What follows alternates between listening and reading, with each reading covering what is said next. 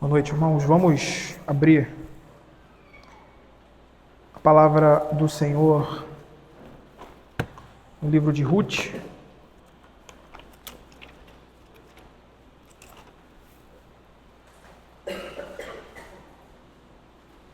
Capítulo 1. Dando sequência aí na exposição do livro de Ruth, começamos na última ocasião que preguei. Falamos introdutoriamente aí nos versos 1 a 5. Hoje nós vamos falar aí tratar do verso 6 a 22, na verdade, mais especificamente o verso 6.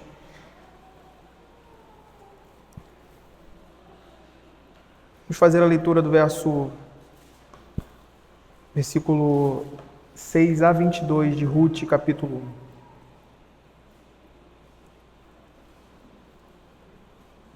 Diz assim a palavra do Senhor. Então se dispôs ela com suas noras e voltou da terra de Moabe, porquanto nesta ouviu que o Senhor se lembrara do seu povo, dando-lhe pão. Saiu, pois, ela com suas duas noras do lugar onde estivera, e indo elas caminho de volta para a terra de Judá, disse-lhes Noemi: Ide, voltai, cada uma à casa de sua mãe, e o Senhor use convosco de benevolência, como vós usais com os que morreram e comigo. O Senhor vos dê que sejais felizes, cada uma em casa de seu marido, e beijou-as. Elas, porém, choraram em alta voz, e lhe disseram: Não, iremos contigo ao teu povo. Porém Noemi disse: Voltai, minhas filhas. Por que irias comigo? Tenho eu ainda no ventre filhos, para que vos sejam por maridos? Tornai, filhas minhas, ide-vos embora, porque sou velha demais para ter marido.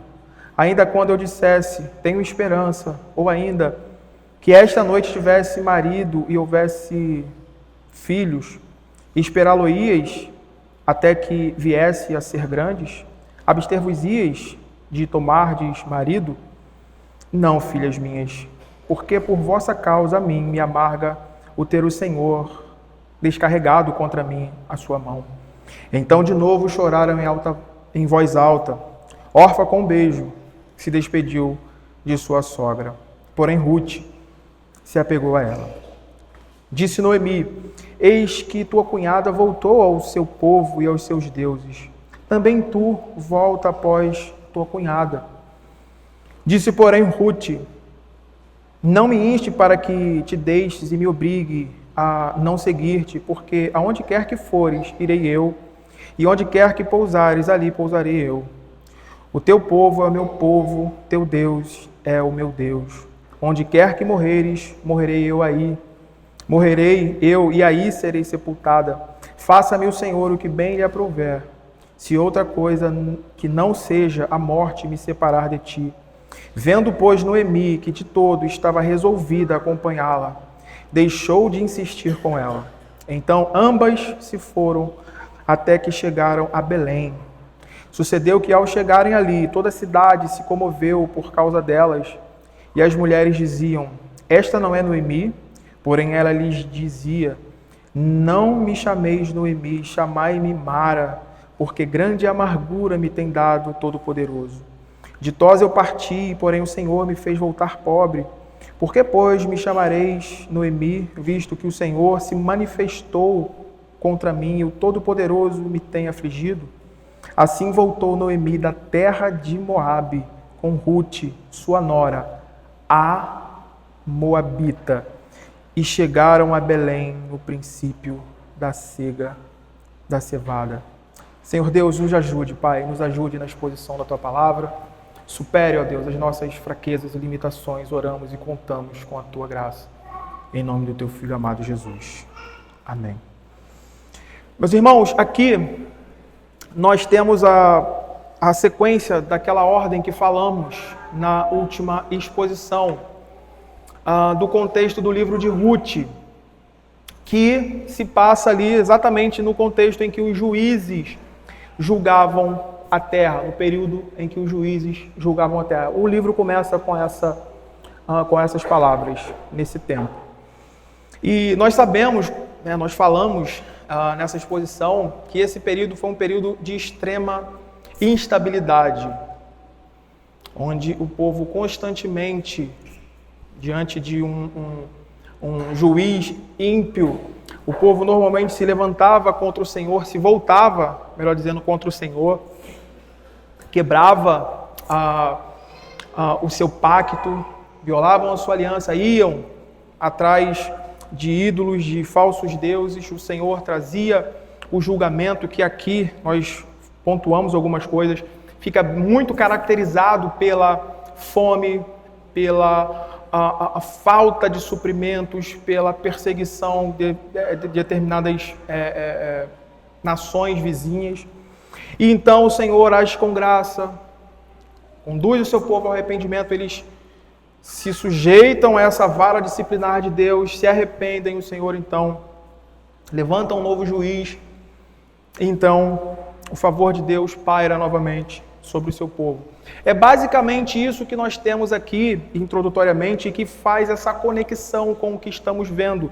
E o texto que começamos a ler agora, verso 6, e que segue aqui, ele é basicamente o resultado disso, ou nós podemos visualizar claramente essa realidade acontecendo. Aqui o Senhor está, como nós vemos no verso 6, o Senhor se lembra do seu povo, dando-lhe pão. Então, essa estrutura aqui que o autor do livro de Ruth estabelece nesses 5 primeiros versos, é extremamente importante. Esses versos de 1 a 5 montam apropriadamente um cenário sombrio, proposital, para o propósito que ele intenta aqui, o propósito que ele tem em escrever, em trazer essa narrativa aqui. Então esses versos eles montam aí esse cenário sombrio, onde se desenvolve o tema ou o enredo do livro, que é sobre o tema de redenção e providência. Esse é o grande tema que se desenvolve aqui no livro de Ruth, a redenção de Deus, essa graciosa redenção e o cuidado providencial de Deus em redimir o seu povo dos seus dias mais sombrios e trevosos. E o que é muito interessante percebermos nesse início aqui, que é o que vai fazer o livro ter esse sentido, dentro dessa perspectiva aqui, é a sabedoria de Deus na própria forma estrutural que ele dá ao seu autor aqui, nessa estrutura, montando primeiramente esse pano de fundo, onde nós vimos ali na primeira exposição que termina com um cenário de trevas, de desesperança. Então, e isso é importante pontuarmos, porque a redenção, nós só podemos observar essa beleza, o brilho, a glória, o fulgor da redenção que Deus traz até nós quando nós vemos o estado de miséria, ou seja, a necessidade de redenção, a necessidade que tínhamos e que temos de ser redimidos pela boa mão do Senhor. Nós não podemos apreciar e ver a beleza da redenção sem que antes vejamos a miséria, a perdição que estávamos. Isso é muito interessante porque eu não sei se vocês já viram pela internet ou alguém presencialmente já foi comprar alguma joia e chegando lá, normalmente é isso que se tem. O joalheiro estende sobre uma mesa, a mesa dele ali, um pano preto, não é isso? Como um veludo preto ali.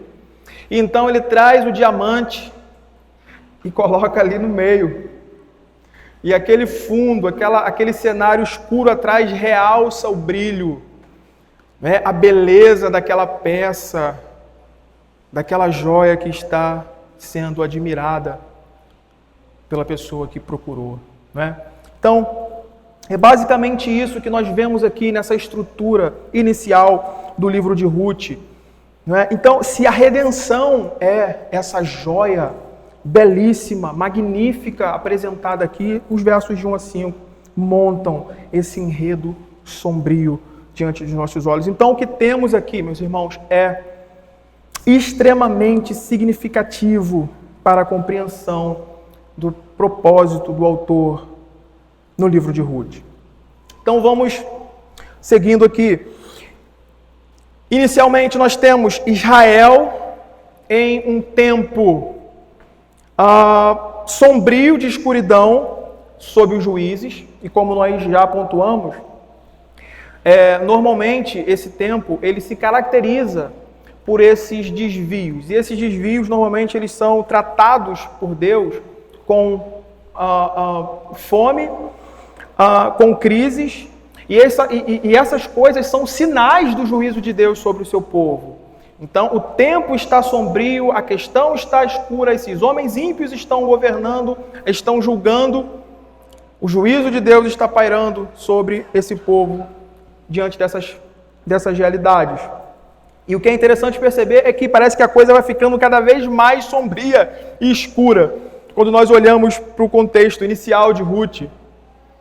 Não é? A coisa vai ficando cada passo, cada vez, cada dia mais sombrio. Mais sombrio. Nós vemos aí essa família diante da fome, ao invés de tratarem a causa, que era o quê? O pecado, o abandono de Deus, o desprezo ao Deus do pacto. Não, eles trataram de outras formas, eles saíram dali e foram habitar as terras de Moabe, uma terra pagã, né? Uma terra pagã. E a coisa vai só piorando quando eles chegam lá, quando essa família se estabelece lá. O marido de Noemi, Elimeleque, morre. Ele morre e não para por aí, né? Nós vimos isso. Os seus filhos se casam com mulheres ímpias, com mulheres pagãs, com moabitas. E passa o tempo, esses homens morrem também na terra de Moabe, longe do povo de Deus. Então, o que nós temos aí nesse final do capítulo do verso 5 são três viúvas, né? 3 mulheres viúvas que perderam seus maridos e que experimentaram essas coisas terríveis. Então, claramente aqui nessa parte, nós vemos a necessidade de redenção nos 5 primeiros versos. E agora, nos próximos versos que temos, de 6 em diante, o autor aqui nos prepara para adequadamente vermos ou visualizarmos a beleza da realização dessa redenção na providência de Deus, no cuidado de Deus, conduzindo todas as coisas para a sua glória. Isso é magnífico quando nós, às vezes a vontade que dá é de pular logo e ir lá para o capítulo 2 em diante ali, né? A coisa vai se construindo aqui, cena a cena, detalhe a detalhe. Então, meus irmãos, se a ideia principal aqui do livro de Ruth é a redenção, a força motriz que move no caso, a força motriz dessa redenção é a providência, ou seja, é o cuidado de Deus sobre cada evento, bom ou mal, que acontece e que se desenvolve aqui no texto, a fim de cumprir os seus propósitos. A fim de cumprir os seus propósitos. Então, nós temos aí no verso 6, o alvo da nossa exposição. Então se dispôs ela, Noemi, não é? Com suas noras e voltou da terra de Moabe. Porquanto nesta ouviu que o Senhor se lembrara do seu povo, dando-lhe pão. Uma coisa que a gente precisa perceber aqui é que, em um contexto mais amplo dessa narrativa, Deus está redimindo Israel daquilo que alguns comentaristas vão tratar e vão chamar de o período das trevas de Israel. Período das trevas de Israel, uma das épocas mais sombrias do povo de Deus no Antigo Testamento. E que termina, final desse período aí, termina com uma alusão ao reinado de Davi, ao reino de Davi, que claramente está apontando para Cristo. Claramente está apontando para Cristo, aquele que é o nosso suficiente, pleno e definitivo Redentor. A era de ouro do povo de Deus. Mas num contexto mais específico, Deus está redimindo o que restou dessa família. Cada evento menor dentro desse quadro maior, então, aponta para esse aspecto redentivo, providencial de Deus para com o seu povo. E, meus irmãos, a grande beleza dessa redenção apresentada aqui não é apenas como Deus irá redimir Noemi desse momento sombrio de trevas, mas como o Senhor, e é o ponto aqui, né? Como o Senhor resgatará uma pagã chamada Ruth. Como o Senhor traz aqueles que estão fora e até mesmo aqueles que estão dentro, mais distante de Deus. Como Ele providencialmente, soberanamente os atrai a si, movendo as circunstâncias, movendo as realidades comuns da vida, para que elas então se voltem a Ele. E aqui, meus irmãos, é algo muito importante prestarmos atenção, diferente do que muitos podem pensar sobre esse ato aqui, essa ação providencial de Deus, agora em redimir Noemi, consequentemente, futuramente Ruth. Isso não começa aqui nessa perspectiva da parte dela que elas estão voltando, na volta delas para a terra de Judá, para a terra de Belém. Na verdade, isso está em andamento desde que essa família, a família de Elimeleque, saiu da terra de Belém, de Judá, e foi habitar a terra de Moabe. Deus estava movendo todas as realidades, Deus estava movendo tudo ali, providencialmente, para trazer essas pessoas a si. Eu queria te chamar a atenção aqui sobre esse ensino das Escrituras, para esse aspecto da providência de Deus, para esse aspecto providencial na redenção dessas pessoas. Por quê? E por que é importante nós pontuarmos isso aqui, abrirmos esse parênteses aqui e pontuarmos isso?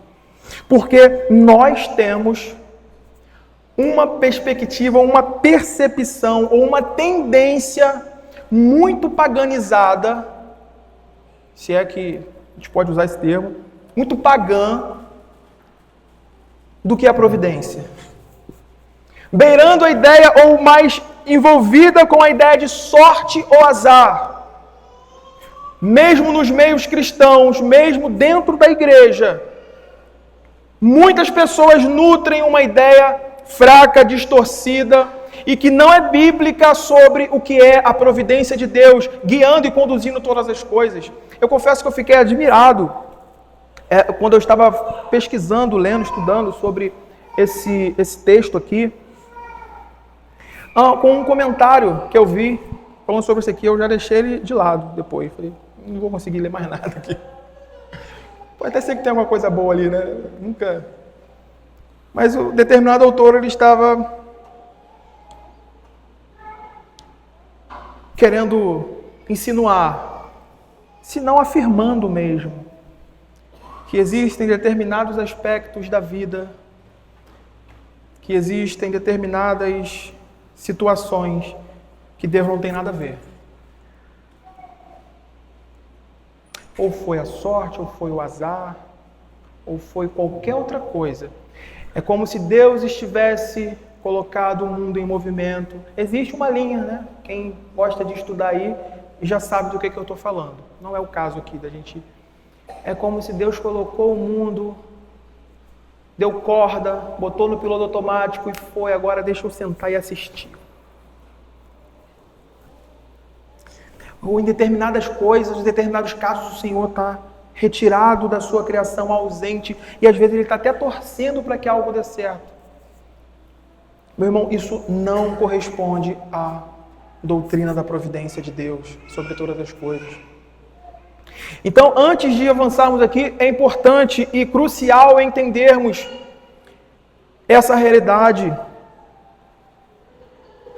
Nós lidamos com a providência como se ela apenas cobrisse as coisas boas e agradáveis que tangem, que tocam a nossa vida.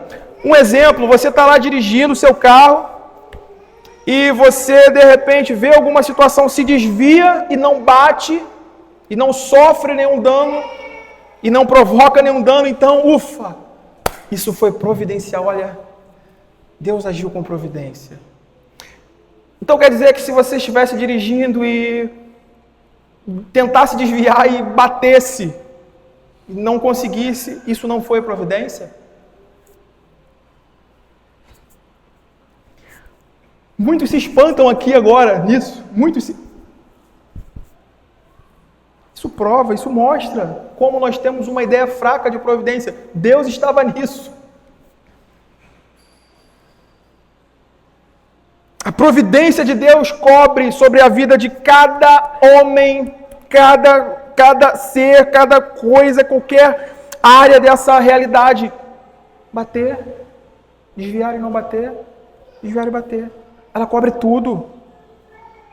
Então, antes de ver o que está no texto, ou o que o texto está nos ensinando aqui, nós precisamos perceber essa falha, esse defeito em nós. Nossa percepção é muito limitada, irmãos, e reduzida de providência. Nós acreditamos que providência sobre a nossa vida é só aquilo que é bom, agradável o tempo todo. Não é. Não é. Providência é o bom governo de Deus sobre todas as coisas, a fim de cumprir os seus propósitos. Não para nos fazer, não para nos mimar. Vou repetir. A doutrina da providência é sobre o bom governo de Deus sobre todas as coisas, a fim de cumprir os seus propósitos. Então, eu queria que você olhasse agora para o que nós estamos vendo aqui, o que nós vamos ver em todo o desdobramento do livro de Ruth agora, com essa percepção. Veja como isso não tem a ver com sorte ou azar o que está acontecendo aqui. Porque eu também percebi isso em alguns outros comentaristas, que às vezes quando chega nessa realidade de Noemi, eles vão tentar desenvolver uma perspectiva de que, ora, o que essa mulher fez? Dentro da realidade da cultura ali, o cabeça era Elimeleque. Ele saiu, o texto já deixa isso claro, ele saiu com a sua família. Ele levou, a gente não sabe o quanto de voz ela teve ali. E agora ela se vê nessa situação, e algumas pessoas vão tratar essa questão, mas e agora? Como que isso seria justo? Eu queria que você entendesse essa realidade, que isso não tem a ver com sorte ou azar, mas providência. Quando nós olhamos para o todo, por isso que eu falei que às vezes dá vontade de a gente avançar e logo correr para o capítulo 2 em diante de Ruth. Queria que você olhasse isso. O nome do livro é Ruth. Então Ruth aqui será redimida, certo? Ruth será redimida, sim. Então perceba e olha, e preste atenção sobre essa realidade. Quando Ruth olhasse, ou quando Ruth olha para trás, para a história da sua redenção, o que Ruth teria que reconhecer então é que Deus, por sua providência, Deus enviou os juízes e que em muitos casos, frequentemente, eram homens ímpios para julgar Israel durante seus dias mais sombrios. Não foi o acaso, não foi a má sorte, a política. Deus estava conduzindo isso providencialmente. As coisas não saíram do controle, então entrou um juiz ímpio. E a fome, então, foi falta de administração, a terra ali poderia ter colocado. Não. Nós vamos ver aqui, na própria estrutura do texto, que é quando Deus cerra a sua mão. Ele cerra o céu, a chuva não vem, a terra não produz, o povo perece. Ele abre a sua mão, o Senhor se lembrou do seu povo, dando-lhe pão. Quem tirou o pão é quem pode dar, não é? Então, quando Ruth olhasse para a realidade, para a história, olhasse para trás e fosse avaliar a realidade da sua redenção, ela teria que reconhecer que Deus conduziu isso, mas não somente isso. Não somente isso. Deus enviou uma fome àquela terra, que fez com que Elimeleque saísse de lá, como que fugindo, ou como que expulso daquela terra. Mas não somente isso também, ela teria que reconhecer que Deus pôs fim à vida do seu sogro Elimeleque, marido de Noemi, a vida de Quileon, seu cunhado, marido de Orfa, e por fim, em Malom, seu marido. Tudo operado, preste atenção, tudo operado dentro da providência de Deus, de acordo com a providência de Deus para trazê-los a si. Irmãos, isso não é sorte, isso não é azar, isso é providência, isso é a mão de Deus conduzindo a história. Às vezes a providência de Deus toma em suas mãos uma dura vara de disciplina. Ele trata com os seus, mas o fim disso tem frutos e boas colheitas. Ruth é redimida aqui. E não somente ela, né?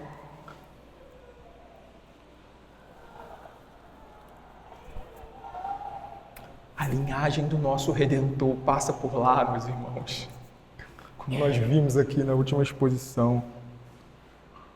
Isso não é sorte. Isso não é sorte ou azar. E agora, o mais interessante aqui, nesse quadro, é que no meio dessa total desesperança, no meio desse cenário sombrio, a única luz de esperança, a única luz de resgate que essas mulheres podem se apegar agora, não está em nada do que elas podem fazer. Porque, como nós sabemos, dentro daquela realidade, dentro do contexto histórico, dentro daquela sociedade, uma mulher que perdesse o seu marido e não tivesse a sucessão dos seus filhos, não tivesse os seus filhos, ela estaria numa condição terrível. Terrível. Que foi o quadro que fica claro ali no verso 5. né? E a única coisa agora que essas mulheres podem ver e podem se apegar com esperança é a boa nova de que, ou são as boas novas de que elas ouvem acerca da providência de Deus, visitando o seu povo, dando-lhes pão, o Senhor trazendo novamente pão à casa do pão. Então se dispôs ela com suas noras e voltou da terra de Moabe, porquanto aqui está a causa, a razão, o motivo disso. Porquanto nesta ouviu que o Senhor se lembrara do seu povo, dando-lhe pão. E aqui, mais uma vez, eu gostaria de pontuar essa realidade e deixar isso muito bem enfatizado, para que nós vejamos isso. Vejam, a providência de Deus em fechar a mão e reter o pão do seu povo, que foi o que gerou todo esse cenário de dor, e agora a sua providência em abrir, em estender a sua mão, dando-lhes pão novamente. E perceba isso, a ação de Noemi aqui, que é descrita no texto, de voltar à terra de Belém, não é uma decisão aleatória, uma decisão tomada num vácuo, a partir, não. É isso que eu queria que percebêssemos aqui, para que essa admiração da magnífica obra de redenção fique muito mais lúcida e clara aos nossos corações, e Deus seja glorificado no meio do seu povo. Veja isso, essa não é uma decisão aleatória, tomada no vácuo, mas é uma resposta direta à intervenção divina, algo pontual e providencial. Ou seja, Deus agiu primeiro. Deus agiu. E essa ação de fechar e cerrar o pão, e esmagar os seus e depois abrir, e dar-lhe pão e esperança de vida, porque o que restaria seria mendigar até a morte. Essa esperança de pão e vida vem da mão do Senhor. O texto, então, aqui, meus irmãos, estabelece essa relação de causa e efeito, onde a causa é a providência, a ação de Deus, a iniciativa graciosa de Deus. Essa graça e essa providência precede e determina a disposição de Noemi de voltar. Essa disposição é condicionada à ação de Deus, de se dispor e de voltar, e com ela Ruth.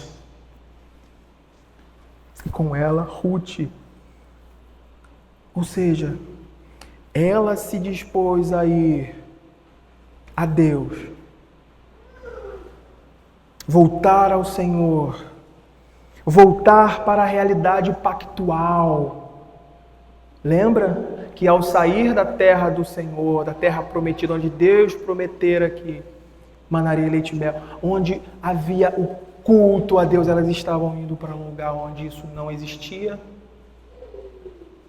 longe da realidade do pacto, da aliança, da bênção de Deus.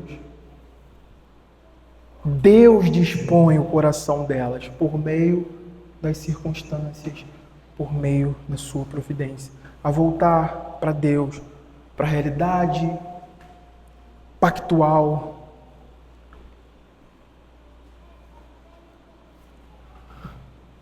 Quando eu estava estudando aqui, preparando isso, aqui é aquela pausa, como o pastor falou, que às vezes a gente se derrama em olhar para nós, em olhar para dentro de você, olhar para dentro de si. Meus irmãos, se não fosse assim, todos nós estaríamos perdidos. Se não fosse assim, nós estaríamos perdidos, todos estaríamos encerrados nos nossos pecados, condenados à ruína. Porque em nossa natureza caída, em nossa natureza corrupta, nós temos naturalmente uma indisposição a Deus.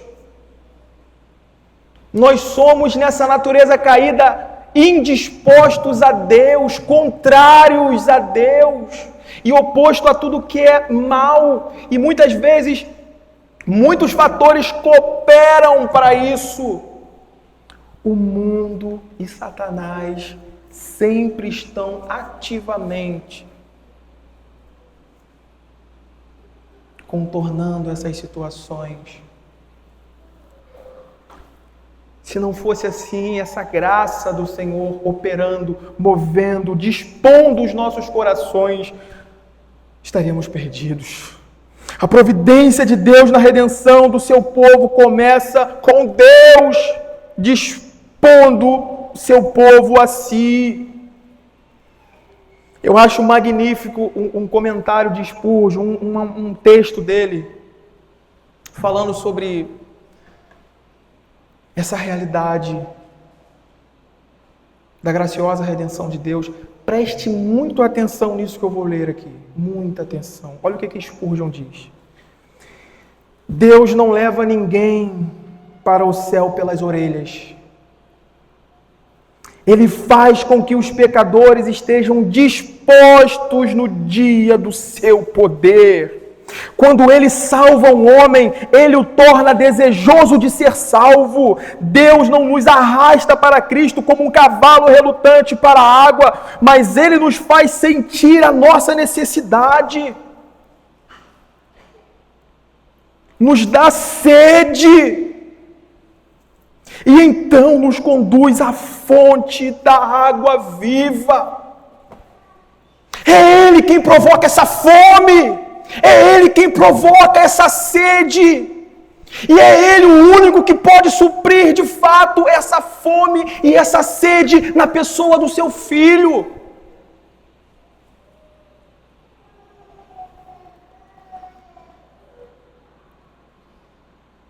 Você nunca saberá da necessidade de pão se você nunca teve fome.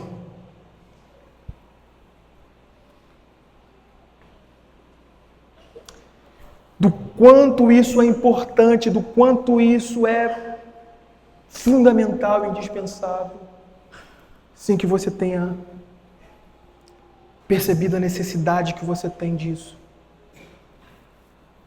Deus, irmãos, a mensagem e o ponto aqui é esse: Deus é quem chama o seu povo a si.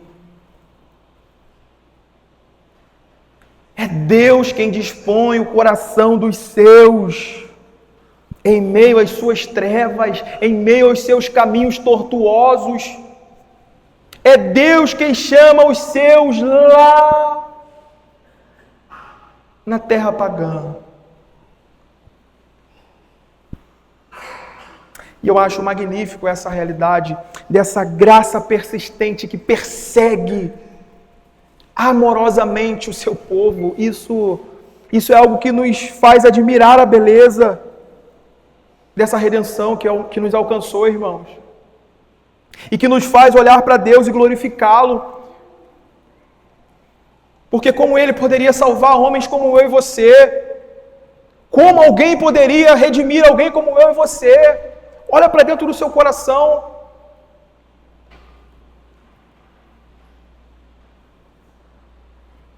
Mas quando nós olhamos, às vezes nós temos essa tendência hipócrita. Quando nós estamos ali lendo o Antigo Testamento, nós vemos ali a narrativa, o texto falando, e o povo se prostituía com outros deuses debaixo das árvores, e levantava ídolos, e fazia isso, queimava aquilo. Falando, olha que povo pecador, olha.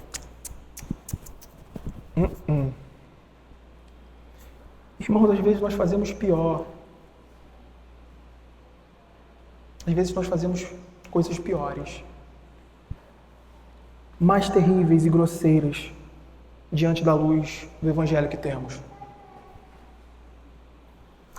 Mas eu queria que você percebesse isso. Quando você olha lá para o livro de Oséias, Não somente Oséias, mas muitos outros profetas e textos do Antigo Testamento, como Amós, por exemplo.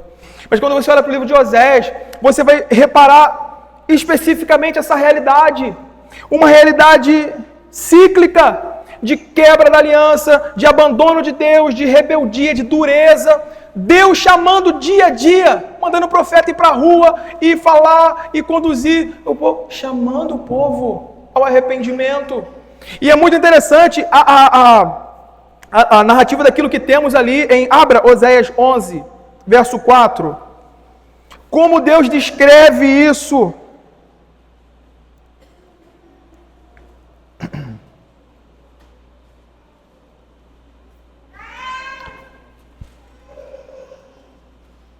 Oséias 11. Veja a forma literária com que isso é colocado aqui pelo profeta, sob inspiração do Senhor. Veja, Oséias 11, 1 até o 4. Perceba como a redenção de Deus é persistente, ela é graciosa e amorosa, buscando o seu povo no meio dos seus pecados, das suas trevas. Verso 1, Oséias 11.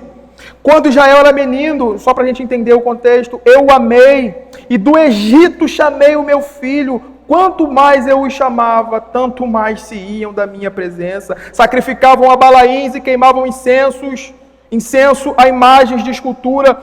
Todavia, eu ensinei a andar Efraim, tomei-os nos meus braços, mas não atinaram que eu os curava. Agora veja, entenda a realidade do que é estar e do que é ser tratado pela boa mão de Deus, ser redimido e cuidado, atraído a Ele. Atraí-os com cordas humanas, com laços de amor. Fui para eles como quem alivia o jugo de sobre as suas queixadas e me inclinei para dar-lhes de comer. Para dar-lhes de comer. Meus irmãos, em resumo aqui, para a gente entender, atrair-nos com cordas humanas e laços de amor significa Deus usando as realidades comuns das nossas vidas, as questões ordinárias do nosso dia a dia, das nossas vidas, para nos fazer ouvir a sua voz.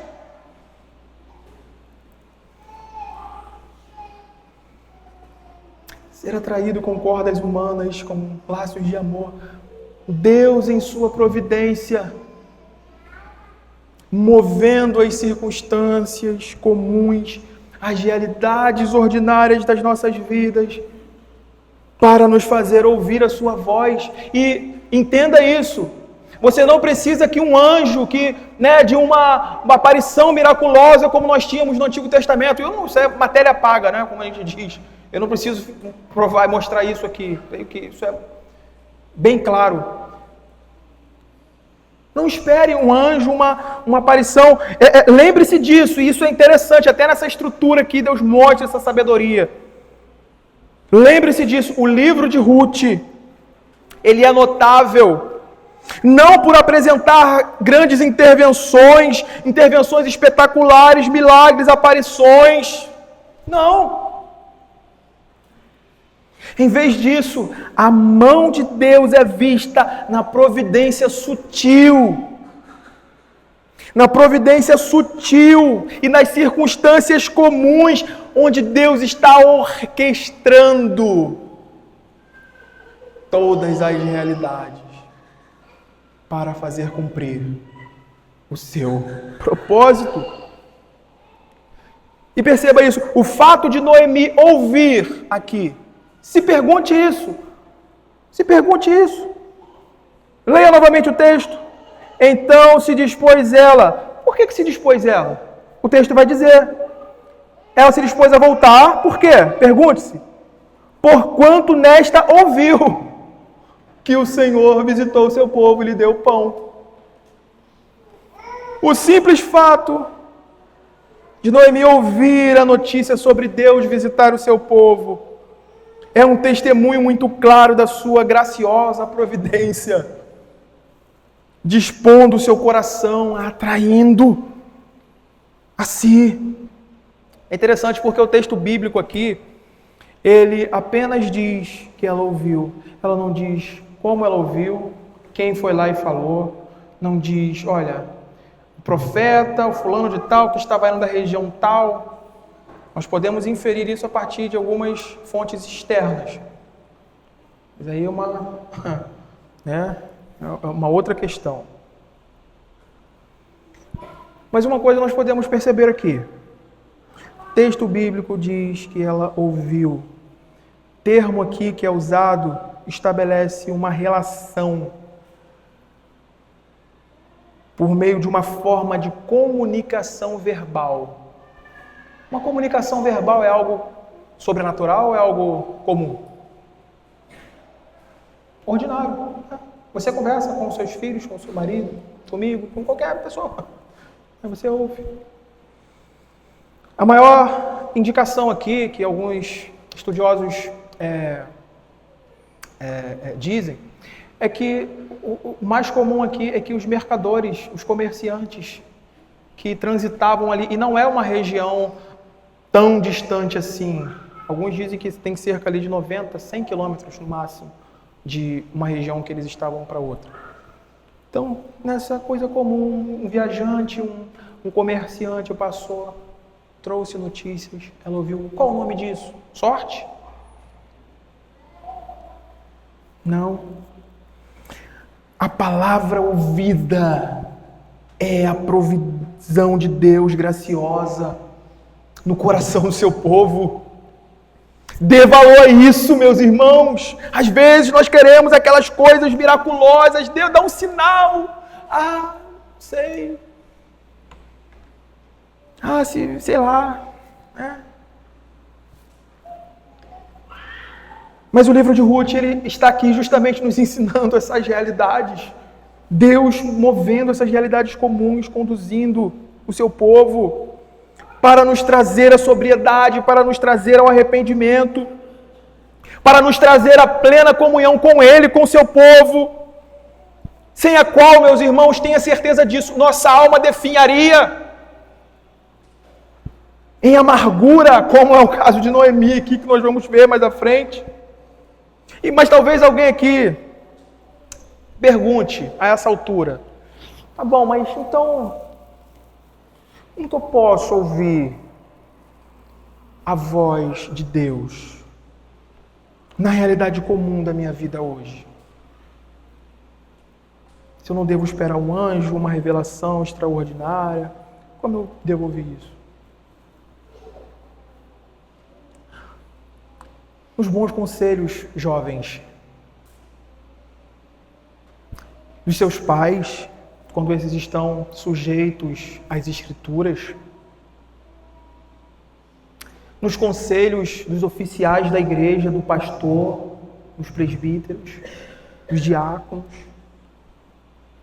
mas principalmente na pregação ordenada da palavra de Deus e nas bênçãos que fluem desse ajuntamento no dia do Senhor. Algo, eu não sei como eu poderia explicar isso, essa realidade aqui que nós estamos presenciando agora. Algo ao mesmo tempo comum e ao mesmo tempo extraordinário.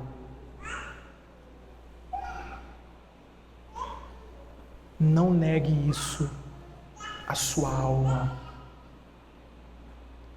Não negligencie isso.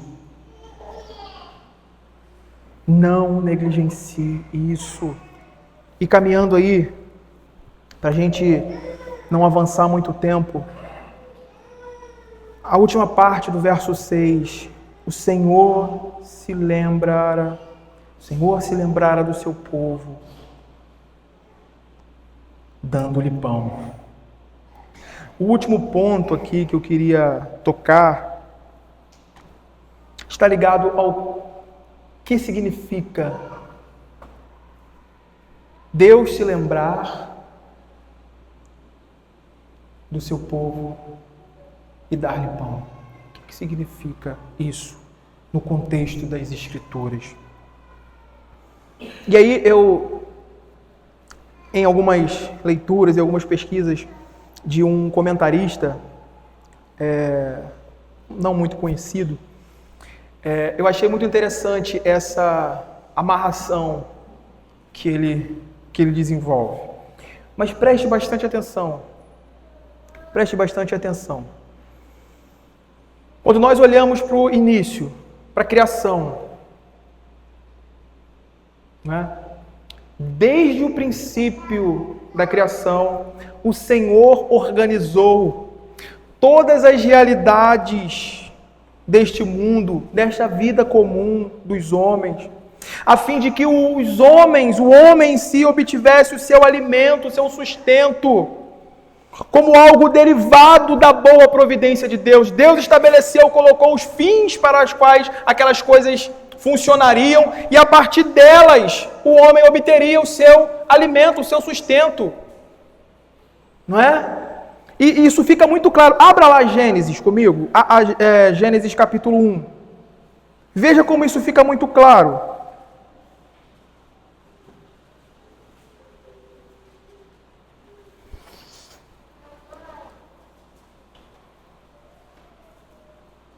Depois que o Senhor estabeleceu, criou todas as coisas, estabeleceu cada coisa para o seu fim, deu propósitos a elas, então, por fim, Deus cria o homem.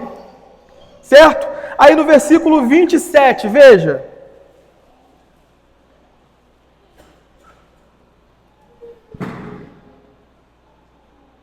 Não, 29, versículo 29. E disse Deus ainda: eis que vos tenho dado todas as ervas que dão semente e se acham na superfície de toda a terra, e de todas as árvores em que há fruto que dê semente. Isso vos será para mantimento. Mantimento aqui literalmente traduzido é alimento. Tá? E a todos os animais da terra, e a todas as aves dos céus, e a todos os répteis da terra em que há fôlego de vida, toda a erva verde lhes será para mantimento. E assim se fez. Viu Deus tudo quanto fizera, e eis que era muito bom. Houve tarde, manhã e o sexto dia. Veja a ordem providencial de Deus em criar cada coisa com o seu propósito. Por fim, cria o homem, põe o homem ali com o seu propósito também, dando essas coisas para a sua manutenção, o seu suprimento. Só que aqui entra uma questão que é crucial e que é o que liga, que faz conexão com o texto que estamos vendo e com toda a Escritura quando diz respeito à redenção. Porque aqui, nesse cenário perfeito em que Deus criara todas as coisas para funcionar para a sua glória, o homem pecou. Acontece a queda. E a queda priva o homem do direito de receber essas bênçãos naturalmente. A queda priva o homem de recebê-las, sendo ele então agora merecedor das maldições da lei, privados das bênçãos. E perceba isso, a falta de pão ou a fome nesse contexto das Escrituras está diretamente ligada à alienação de Deus. A alienação de Deus é muito comum. Nós gastamos um tempo aqui na última exposição de Ruth, mostrando os textos ali de Deuteronômio, de Levítico, mostrando o Senhor reafirmando os mandamentos e falando: se vocês andarem assim em obediência, vocês comerão, o céu dará a chuva, a terra produzirá. Mas se vocês não atentarem, não olharem para Deus, se desviarem do Deus verdadeiro, quebrarem o pacto, o céu será cerrado, seus filhos morrerão, a sua terra não dará fruto, vocês terão fome. Veja como essa alienação está intrinsecamente ligada a essa condição. Então, esse é o indicativo de que em Adão, cada um de nós perdemos o direito às bênçãos de Deus e só podemos tê-las em Cristo, o pão vivo que desce do céu. O pão de Deus. Ele é o pão de Deus. Deus visitando o seu povo, dando-lhe aquilo que nós havíamos perdido no Éden. É por isso que o Senhor, no Sermão do Monte, como nós tratamos aqui na oração do Pai Nosso, lembra? É por isso que o Senhor, no Sermão do Monte, ao nos ensinar a orar, na quarta petição, Ele diz: o quê?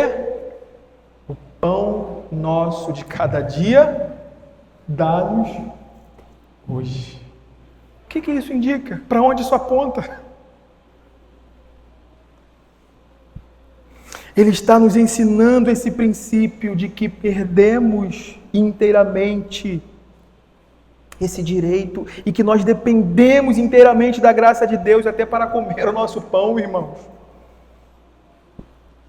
Nosso pecado nos privou disso. E eu queria rapidamente ler com vocês aqui o que a pergunta 193 do nosso Catecismo Maior comenta sobre a quarta petição da oração. Para que você perceba como isso está ligado. Pergunta: o que pedimos na quarta petição? Resposta: na quarta petição, que é o pão nosso de cada dia dá-nos hoje, reconhecendo que em Adão e pelo nosso pecado perdemos o nosso direito a todas as bênçãos desta vida, todas as bênçãos desta vida, e que merecemos ser totalmente privados delas, sendo elas tornadas em maldição para nós no seu uso, que nem elas podem em si mesmas nos sustentar, nem nós podemos merecê-las, nem pela nossa diligência consegui-las, mas que somos propensos a desejar, obter e usar delas ilicitamente, pedimos por nós mesmos e por outros, que tanto eles como nós, dependendo da providência de Deus, de dia em dia, no uso dos meios lícitos, possamos, do seu livre dom e conforme parecer bem a sua sabedoria paternal, desfrutar de uma porção suficiente desses favores e tê-los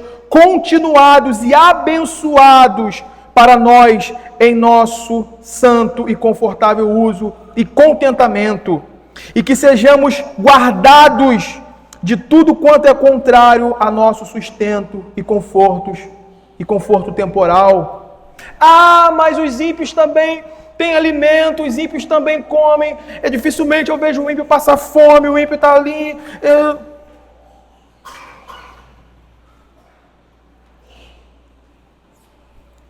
Eu ouvi um pastor falando que eles são como intrusos à mesa de Deus. Eles comem sim, eles desfrutam, mas eles são intrusos à mesa de Deus com seus filhos. Um puritano, um homem chamado Christopher Lover, ele vai dizer algo que é muito verdade, muito interessante. Ele diz: existe a maldição de Deus em tudo que o ímpio desfruta. Ele pode desfrutar de riquezas, de bem, de boas comidas, de bons carros, de tudo. A maldição de Deus paira sobre aquilo para a condenação dele. A ira de Deus está sobre ele. O livro de Ruth, meus irmãos, mais uma vez grita aos nossos ouvidos essa realidade que Gênesis e todas as Escrituras, apontando para a cruz de Cristo Jesus, nosso Senhor, vão nos ensinar de que nós merecíamos morrer. O que nós merecemos por nossos atos, por nossos méritos, é a morte, é a fome. E que longe de Deus, o que nos resta é definhar, é morte, é escuridão e trevas. Mas Deus visitou o seu povo. Mas Deus visitou o seu povo. Esse se lembrar aqui finalmente se lembrou, significa literalmente visitar providencialmente, fazer alguma coisa diante da calamidade. O que o Senhor fez, meus irmãos? O que o Senhor fez? Ele nos proveu o pão, o sustento para o nosso corpo, de não sermos mais intrusos à sua mesa, mas o alimento para a nossa alma, o alimento espiritual, que em última instância é Cristo, o pão vivo que desceu do céu. Eu acho magnífico, abra a sua Bíblia agora, por fim, comigo em Lucas.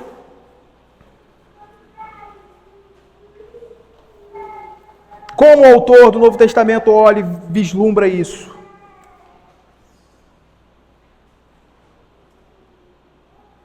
Interpretando isso, Lucas 1, verso 68 e 69.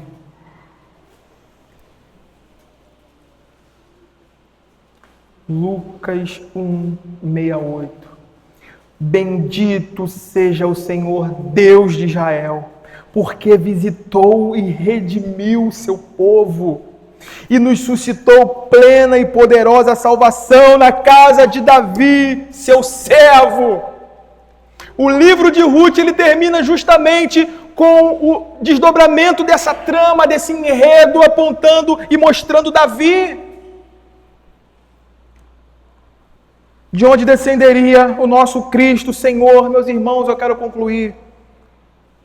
Ao ouvirmos que o Senhor se lembrou do seu povo, dando-lhe pão, nós precisamos enxergar aqui muito mais do que o fim de uma crise agrícola que pairava sobre a terra. Precisamos ver ali o coração do Evangelho. Nós precisamos ver ali o coração do Evangelho. O coração do Evangelho está ali.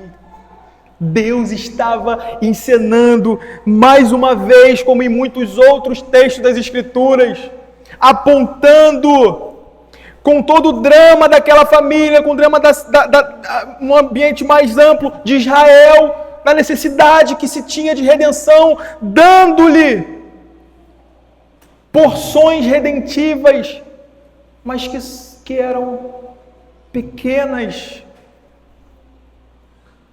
comparada com aquela definitiva que viria, que é Cristo, seu Filho, o nosso pão. Um Deus que visita um povo miserável, faminto, indigno, e que lhe dá vida onde só havia morte. Essa é a encenação que aponta para Cristo, para o Evangelho. Se você olhar desde o Éden, você vai perceber isso. É o padrão da graça divina.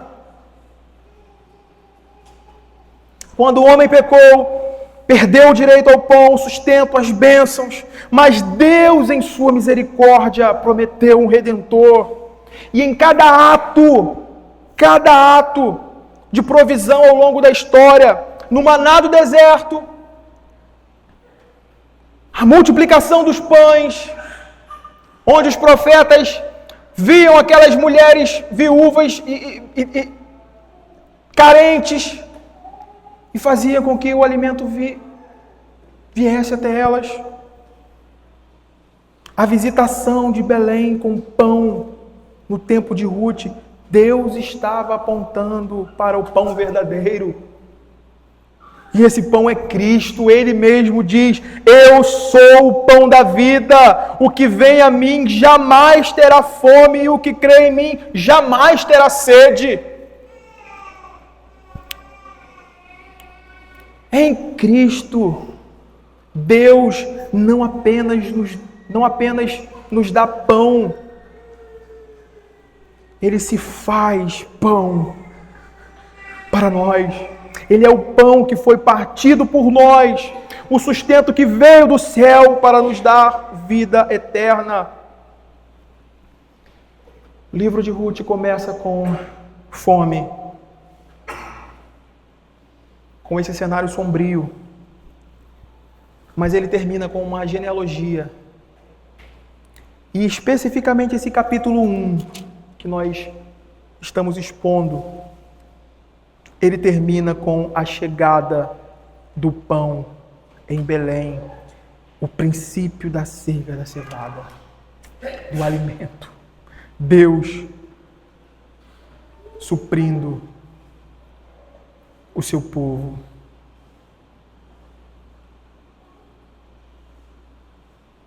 Que nosso coração, irmãos, nós aprendamos a admirar, a olhar essa redenção e os atos, as ações providenciais de Deus, conduzindo o seu povo a si. Que nós possamos olhar para tudo isso com um coração jubiloso pela grande salvação que Deus realizou pela sua visitação, dando-nos pão, o pão vivo que desceu do céu. Vamos orar. Senhor Deus, nosso Pai, nós te louvamos, ó Deus, e bendizemos. Porque o Senhor nos visitou, ó Pai, com Cristo, com o pão, com a plena redenção.